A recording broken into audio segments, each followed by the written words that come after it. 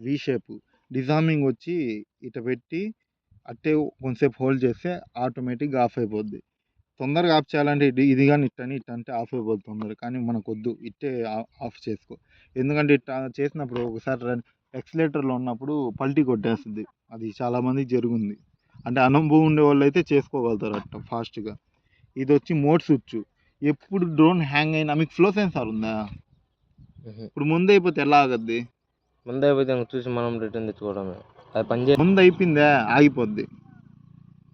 అర్థమైందా? ఎక్కడైతే నువ్వు టెన్షన్ పడవల్ల ముందు కనిపిస్తుందా, ఎంత దూరం అయినా కొట్టుకో, ముందు అయిపోయింది కిందకి పూర్తి కానీ మళ్ళీ పైకి అనాల, స్లోగా అనాల, టక టక టక టక టక టక టక కొట్టకూడదు.